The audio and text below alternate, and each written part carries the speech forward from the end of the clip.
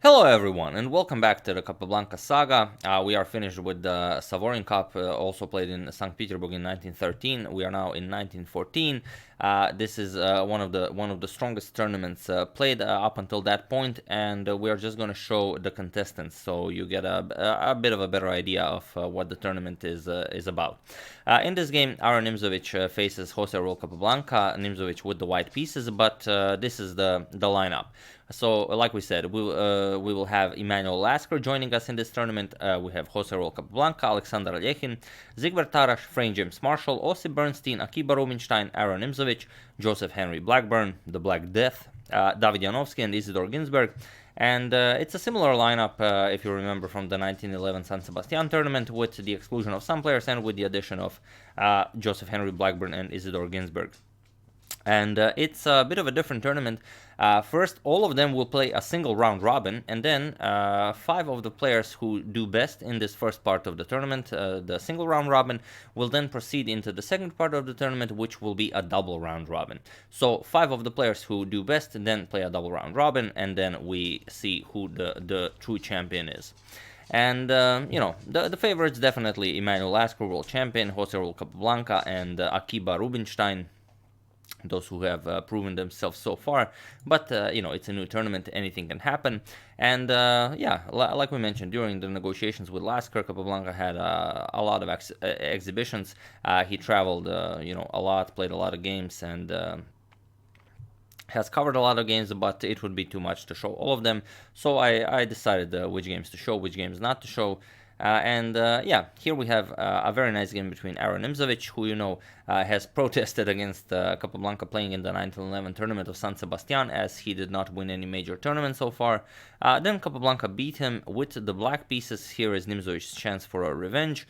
We'll see how it goes. But before we check that out, we do have a nice photo, not just of all the players of the 1914 St. Petersburg tournament, but also some of the players who we cannot identify. Here, if we push the photo up a bit, then we can see we even have some names here. Not all of the names are familiar. For example, the first person standing, I cannot recognize either the name or the person. But then, the second person standing, St Marshall. Then we have third person standing, Alexander Alekhine. Then Nimzowitsch, for some reason, not staring at the camera, but sideways. Then a couple of people we cannot recognize. Then Znosko-Borovsky, and also the last gentleman standing on the right, we cannot recognize. But then sitting from bottom left, we have Isidor Ginsberg, Joseph Henry Blackburn. Then third sitting, we have Dr. Emanuel Lasker, World Champion. Then we have Tarrasch, Bern, then a gentleman who we cannot recognize, I believe, the elderly gentleman with the beard. Then next to him, very recognizable, Akiba Rubinstein. Then to the right of Rubinstein, we have Jose Raul Capablanca. And to the right of Capablanca, Janowski. So an excellent photo. I do hope you enjoyed that as well. And also I found this very nice photo. It's actually a very nice high quality photo. There we have it. Lasker, Alekhine, Capablanca, St Marshall, and Siegbert Tarrasch. Either all analyzing some position, or Alekhine, Capablanca, and Marshall are, just kibitzing a game played between Dr. Emanuel Lasker and Siegbert Tarrasch. So I hope you enjoyed that as well, but I will put a link in the description below to where you can check out these 2 photos and a lot more other photos from the 1914 tournament of St. Petersburg, so I hope you enjoyed that as well. Without further ado, okay, just one more thing. I did find in a book by Edward Winter about Capablanca, just 2 sentences, Capablanca's opinion of Paul Morphy, which I never anywhere read on the internet, so I thought you might enjoy that as well. So I'll just read it to you so I don't get anything wrong. Capablanca says, "The magnificent American master had the most extraordinary brain than anybody has ever had for chess. Technique, strategy, tactics, knowledge, which is inconceivable for us. All that was possessed by Morphy 54 years ago. One example, in his time, theoretical knowledge of the openings did not exist.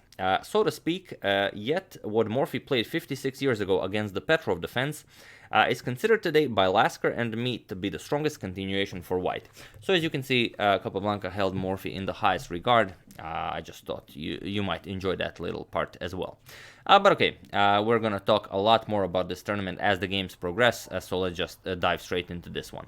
Nimzowitsch, like in the 1911 tournament of San Sebastian, opens with e4.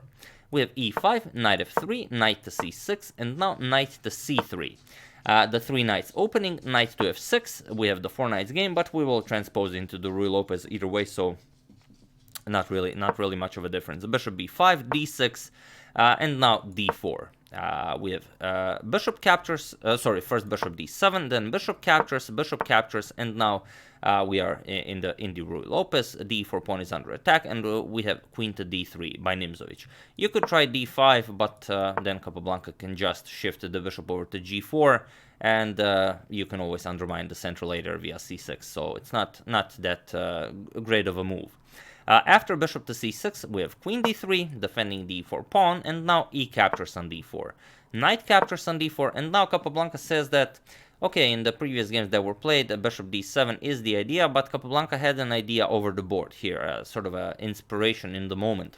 And he played g6. He allows Nimzowitsch to capture on c6 here, double up his pawns, and even relinquish Capablanca of the bishop pair. But here Nimzowitsch has 2 options.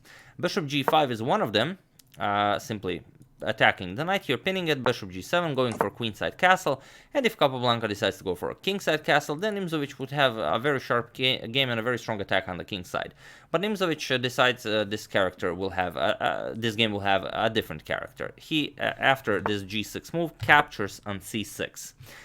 We have b captures, and now immediately goes queen to a6. He will use this maneuver of attacking the undefended pawn on c6. After Capablanca defends it with queen d7, now he goes here, defends the rook, and now you cannot go back with the queen as the c6 pawn will remain undefended. So we have rook to c8, and now queen captures on a7. Nimzowitsch decides this is the way he wants to go. He grabs a pawn and now creates a passed a pawn, but Capablanca will be somewhat ahead in development. And this was a very modern idea. It's not fully justified, but Capablanca thought that as he is the quicker player and Nimzowitsch will have to spend time, and also Nimzowitsch is not familiar with this position, he will have to dwell on it longer. Capablanca thought this would give him the edge. Bishop to g7, now comes castles, Capablanca also castles, and now queen to a6. Trying to get the queen back into the game as rook to e8 is expected, and there will be pressure against the e4 pawn. We have rook f to e8, and now queen back to d3. The pawn is defended, and now Capablanca says, okay, Nimzowitsch is up a pawn, he has a passed a pawn now that is ready to be pushed, but he also already played 6 moves with the queen, and it's only move 15, so what is Capablanca to do with all this time? We have queen to e6 first. Here Capablanca plans the knight to go to d7 and to be transferred over to e5, where it will be an excellent piece. And there will be constant pressure against the e4 pawn, so it's unlikely that Nimzowitsch will ever be able to strengthen the center with f3. We have f3 for now, but now comes knight to d7. And now you will not be able to push f4 as to take away d5 square from the knight, because then the knight will just go back to f4 and the e4 pawn will be lost. Bishop to d2. Here Nimzowitsch could start pushing the a pawn immediately, which could be the best choice of action here. But he wants to start developing his pieces as well. So bishop to d2, and now we have knight to e5, attacking Nimzowicz's queen, queen to e2, and now comes knight to c4. Pressuring the bishop, but also the b2 pawn. So what do you do here? You can go something like b3. It's a very ugly move, opens up this diagonal, but not only that, it loses on the spot due to bishop d4 check, simply controlling the e3 square, and after the king moves, now you play knight captures. And only after queen captures, you go queen to f6, there's a double attack on the knight, you cannot defend the knight further, and also if you move the knight, you lose the exchange, so this is game over. So you have to play rook 8 to b1, and now Capablanca goes rook to a8, and now Capablanca says that the attack has started. We have a4. Nimzowitsch starts pushing his passed pawn, but also the pawn is nicely protected by the knight on c3. And also, you can see that Capablanca can already win the pawn back with knight captures, but Capablanca does not want to give up his very strong bishop just to gain back the pawn. So he will wait with that. First, he gets rid of Nimzovich's dark square bishop, so his own dark square bishop can now, be unopposed. Queen captures on d2, and now comes queen to c4, with putting a lot of pressure on the c3 knight. We have rook f to d1, and now comes rook e to b8. And now there's already the threat of rook captures on b2. For example, if white plays a slow move, like h3, then you get rook captures. Rook captures, and now bishop comes with an attack on the queen and the rook. Queen has to keep an eye on the rook, captures, and we have queen captures here. Capablanca would keep a better position, being up a pawn. So, Nimzowitsch first moves the queen. We have queen to e3. Now, this whole idea will not come with an attack on the queen on d2. But now we get rook to b4, putting more pressure on the fourth rank. And also now Capablanca is ready to double up rooks on the b file. Queen to g5, and now comes bishop to d4 check first. King to h1, and now rook a to b8. And now you can see that there's really not all that much Nimzowitsch can do here. His position is hanging by a thread. The knight will fall. This pawn will be weak. There's the threat of capturing the knight here. If you allow something like bishop captures on c3, then rook captures on b1 wins a whole rook, and the game is over. And there's really not all that much you can do. If you play something like this, then you just give up a pawn to save your knight, and after something like knight e2, you try to give up a knight for a bishop. Capablanca would go back. You still have to defend your knight, and now you would get queen captures on a4. Again, this is just Capablanca has double rooks and along the b file. This bishop is cutting the board in half. It's just too great of a position for black. Capablanca would definitely win this position. So after rook a to b8, we have rook to d4. Here, Nimzowitsch decides to give up the exchange for this bishop. Rook captures on d4, but there wasn't anything better, as we already showed that that other position would just be a very slow, painful death for Nimzowitsch. Queen captures on d4, and now comes rook to d1. Attacking the queen, queen goes back to c4, and now comes h4. And here Capablanca says that he's winning back the pawn, he's up the exchange, that any further commentary on this game is pretty much pointless, as the game is winning. But that's easy for for Capablanca. We're just gonna show it and see what poisons Nimzowitsch prepared for Capablanca in this a later part of the game. Queen back to d2. Now the knight has to be defended as the b pawn is gone. We have queen to c5, and now comes rook to e1. We have queen to h5. Capablanca immediately goes for the h4 pawn, and it's impossible to defend it. If you try this, then you lose this pawn. If you try something like queen f2, do you see the idea now? It's a very nice idea. You can even pause the video, just some small tactics. For those of you who were able to do it, congratulations, you are an excellent tactician. And for those of you who just want to enjoy the show, you have to overload the queen. The pawn on c2 and the rook on e1 are both guarded by the queen, so simply rook captures on c2.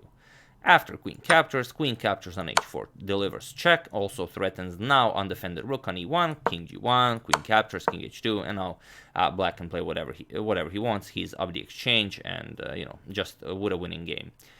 So after this queen to h5, we have rook back to a1, preparing to push the passed pawn, and now Capablanca simply grabs the pawn. We have queen captures, king g1, queen h5, preparing queen c5. We have a5, and now just remaneuvering. Rook a8, taking control of the a file, a6, and now queen to c5 with check.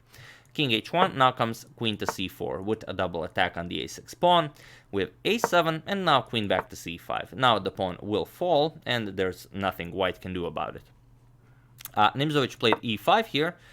We have queen captures on e5. Doesn't matter. For the time being, the a7 pawn stays alive, but Capablanca calculates precisely that there was enough time to do this. We have rook to a4, and now just remaneuvering the queen back to the attack of the a7 pawn, but with check.